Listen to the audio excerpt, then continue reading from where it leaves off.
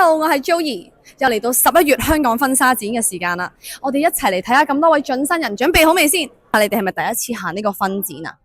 唔係，之前都有行過，之前行過2次。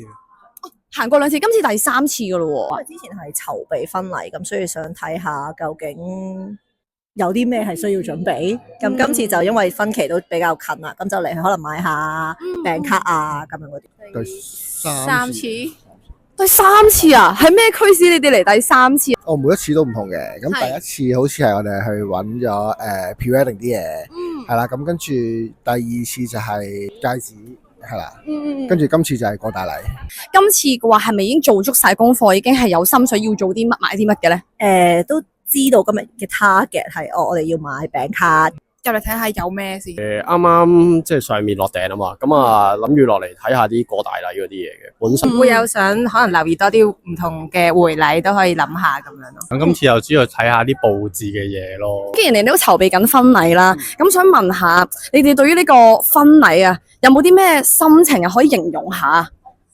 好期待咯，因為人生一次嘅啫嘛，亦都係唯一一次嘅啫嘛，咁一定好 focus 喺呢件事上面，一定一次啊，一定一次係，OK，係一定一次啊。我覺得好樂在其中咯，因為睇所有嗰啲攝影，其實你都睇咗人哋嗰啲開心畫面，去再揀你最想揾嗰個攝影師咯。係。見你哋咁 sweet 啦，不如藉住呢個機會啦，有冇啲咩想同對方講？有咩感受？係啦，分享下，真情流露下。都辛苦你啊，好多嘢都係佢準備啊，所以辛苦晒。咁你咧都感謝你咧，都會成日都聽我意見啦，然後即刻覆返我有啲咩諗法嗰啲。哦，你會係我唯一，亦都係永遠嘅。我辛苦佢，好多嘢都係佢睇啊，主動去諗啊，咁樣安排。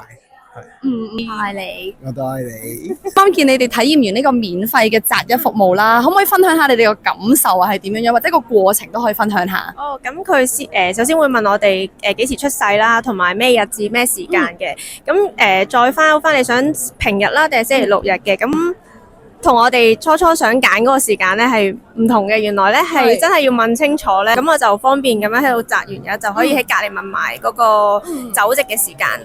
喂，咁好方便，一條龍服務喎。啱啱見到你哋咧喺度體驗緊我哋呢個免費嘅色彩鑑定服務喎，有啲咩感受啊？我哋之前喺韓國都上市嘅，但係咧佢就冇開，所以而家見到一有咧就即刻嚟做咯，都好好玩。我哋會跟住呢啲顏色，可能喺揀婚紗嗰啲時候咧試就試啲知道靚啲顏色啊嘛，上鏡啲。